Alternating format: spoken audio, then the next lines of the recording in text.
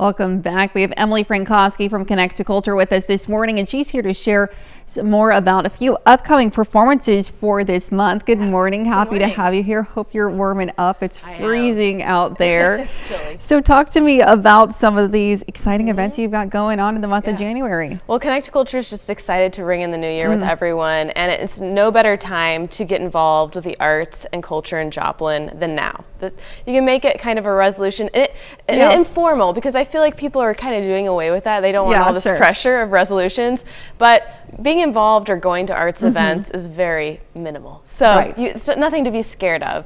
And there's plenty to do in Joplin. So always look at Connect to Culture's calendar at connecttoculture.org. You can look at performances, events, classes, and exhibits going on throughout the Joplin area at any given time. But the first thing that Connect to Culture has coming up is a wonderful performance with Joplin's own Glenda Austin, which is called A Few of My Favorite Things and Yours Too, with Glenda Austin. And that is going to be on January 18th, which is a Saturday at 4 p.m., so a nice matinee. But many people will recognize Glenda as a composer, a pianist, a notable pianist educator, as well as an accompanist. She's worked with so many students across the 4 states. She has such a presence at Missouri Southern State University, accompanying many of the choral groups, also throughout churches. And so she's just a wonderful person. You know, I didn't really know Glenda before. We've had a few performances with her at the Cornell Complex, but she's just a really special person and beloved by many. But she's going to be doing a lot of different tunes that you know and love, hymns, as well as TV show, kind of motifs, as well as movie, so like Mission Impossible, you might hear some of that.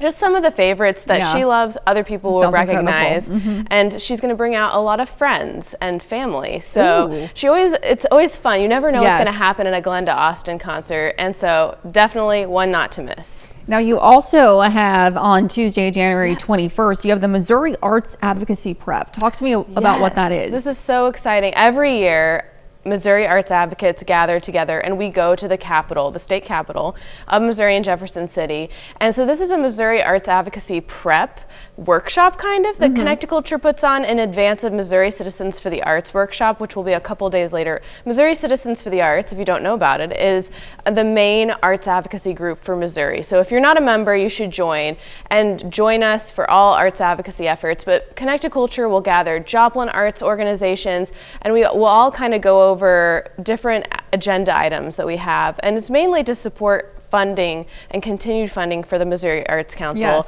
which supports Connect to Culture, Pro Musica, Spiva, all different arts organizations in Joplin and all different cities across Missouri. So we'll help you kind of figure out what you should be talking to legislators about. And you don't necessarily have to go to the Capitol yourself, but you could write letters, you could email, you could phone call, you could walk over to their house, because I mean, I have a legislator right around the corner. So it's just a time for us to get those agenda items in our heads and communicate with legislators. Absolutely. And then later on that week, you are also having one more performance as well. Talk to me about that and who is all involved. We're really excited about this. January 25th, which is a Saturday, we are going to learn a lot about life and love over the age of 40 by one of TV's favorite dads, who is Rondell Sheridan. And you will know him from That's So Raven, who is Raven's dad.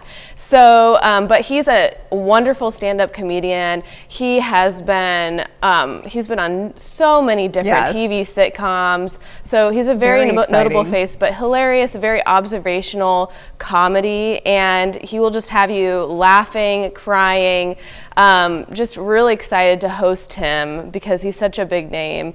And who doesn't want to start off 2025 laughing at others, at yourself? But it's just going to be a lot of fun for those that are over 40. They'll kind of be able to definitely see themselves in some of the things he says, and then maybe younger people will actually get to see maybe some of their parents. Well, it sounds fantastic. Yes, absolutely. Well, Emily, thank you so much for being with us this morning. Stick around, we'll be right back.